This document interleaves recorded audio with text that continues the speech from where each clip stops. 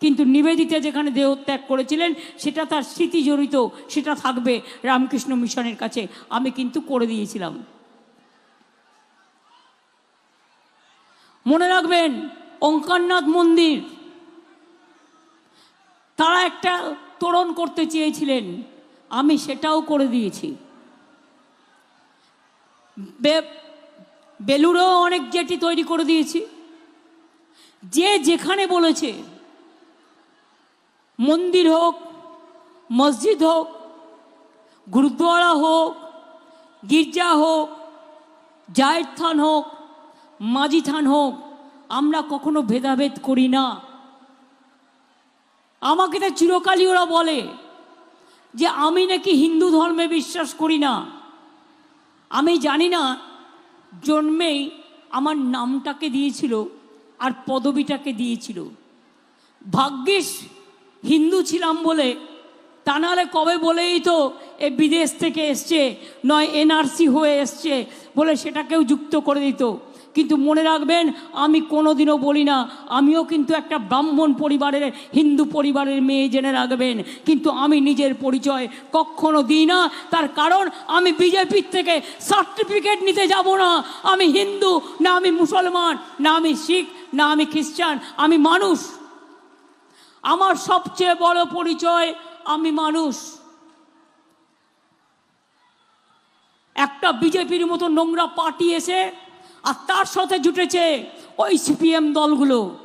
হাবড়ায় আমি শুনছি আবার একটু মিছিল মিটিং করছে বালু নেই বলে।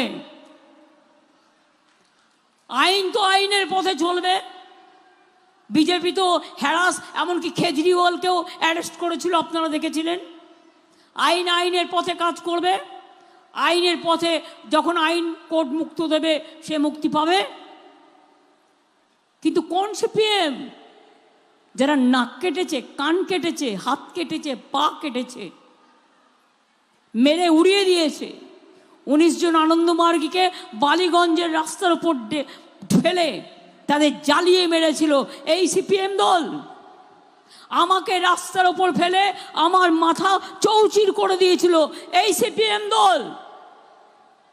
হাজার হাজার লোক খুন করেছিল এই সিপিএম দল। ভুলে যাবেন না, সিঙ্গুর নন্দীগ্রামে আজও অনেক লোকের খবর নেই। তাপসী মালিককে পুড়িয়ে, একটা কৃষক কন্যা পুড়িয়ে, তাকে লক্ষ্মীর যে ভোগ হয় সেই ভোগের আখার মধ্যে পুড়িয়ে তাকে হত্যা করা হয়েছিল। যারা সিপিএম করতো তারাই এতদিন বিজেপি করতো প্রোটেকশন পাওয়ার জন্য, আর যারা বিজেপি করে তারাই অর্ধেক এখন সিপিএম করে। তার কারণ আমি বারবার বলি, রাম বাম শাম, গদাই মাদাই জগাই, এই তিনটে দল বাংলায় একসাথে কাজ করে। আমি অল ইন্ডিয়ায়, আমি ইন্ডিয়া জোটে আছি এবং ইন্ডিয়া জোটকে ক্ষমতায় আনবো বিজেপিকে তাড়িয়ে। কিন্তু বাংলায় এদের সাথে আমার কোনো সম্পর্ক থাকবে না। কারণ বাংলায় ওরা কখনো বিজেপিকে ভোটটা তুলে দেয়, কখনো নিজেদের ভোটটা আমি জানি না কি করে। ওদের ভোট দেবেন কেন? ওদের ভোট দিয়ে কী লাভ? খায় না মাথায় দেয়। 34 বছর একটানা ক্ষমতায় থেকে বাংলায় একটা নতুন হাসপাতাল পর্যন্ত তৈরি করে যায়নি। আর আজকে আমাদের 12 বছরে আমরা মাত্র 12টা ছিল, 60 বছরে আমরা 42টা নতুন হসপিটাল করেছি। তাছাড়াও 45টা মেডিকেল কলেজ সহ সমস্ত হসপিটাল তৈরি হয়েছে। এখানে ইউনিভার্সিটি মাত্র 12-13টা ছিল, আজকে 40-45 মাত্র, যেখানে ছিল 12টা। কি ভূমিকা ওদের? এই তো কে নিয়ে আবার আসামে আন্দোলন শুরু হয়েছে। বাঙালিরা ভয়ে ভয়ে আছে এনআরসি নিয়ে আর কে নিয়ে।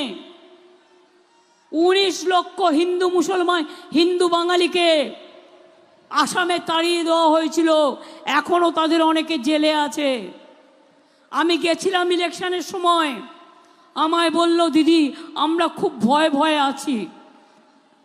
আপনারা চান এনআরসি হোক? আপনারা চান কে হোক?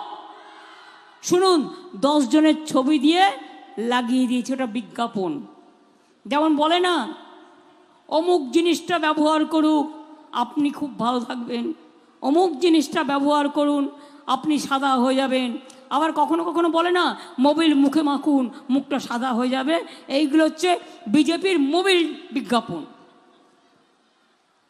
কালোটাকে সাদা করবার জন্য মিথ্যে কথা বলে। কে শুধুমাত্র কয়েকজন আফগানের লোক করেছিল, ওটাও কে নয়। যেমন নিয়ম আছে, আমেরিকা বা অন্যান্য জায়গায় পড়তে গেলে 10 বছর হয়ে গেলে বা 5 বছর হয়ে গেলে ওরা কিছু দিনের জন্য থাকার একটা গ্রিন কার্ড পায়। এটা অনেকটা ওই টাইপের। সেটাও আফগানের ব্যাপারে, বাংলার ব্যাপারে নয়।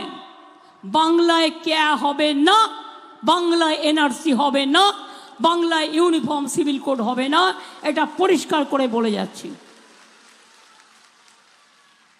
আমি অনেক প্রধানমন্ত্রী দেখেছি, কিন্তু এত অসত্য কথা বলার মতো মানুষ আমি দেখিনি। মিটিংয়ে ভোট নেওয়ার জন্য বলছে, এক তো মতুয়াদের নিয়ে খেলা করলেন, প্রতারণা করলেন, আপনি নিঃশর্ত দিয়ে দিতে পারতেন। আপনারা তো তর্ক করার কি দরকার ছিল? এত তর্ক বিতর্ক, দুবার ভোটে জিতে তারপর আজকে মিথ্যে কথা বলছেন, আবার মিথ্যে কথা বলতে হবে। একটা প্রধানমন্ত্রী আপনারা বলতে পারেন কিভাবে মিথ্যে কথা বলে যাচ্ছেন? আজও মিথ্যে কথা বলে যাচ্ছেন যে আমরা মুসলিমরা নাকি এখানে জিতলে তপশিলীদের রিজার্ভেশন কেড়ে নেবে। আমি আপনাদের কাছে চ্যালেঞ্জ করে বলছি, এটা আমার প্রতিশ্রুতি, কোনো মুসলিম আপনাদের গায়ে হাত দেবে না এবং আপনাদের কোনো রিজার্ভেশন কারবার ক্ষমতা কোনো মুসলিমের নেই, আমারও নেই। আমার যেমন মুসলিমদের অধিকার কারবার অধিকার নেই, মুসলিমদেরও আপনার অধিকার কারবার অধিকার নেই। এটা সংবিধান প্রদত্ত, এটা সংবিধান করা আছে। এটা হচ্ছে বিজেপির মোদী সরকারের মিথ্যে কথা। টোটাল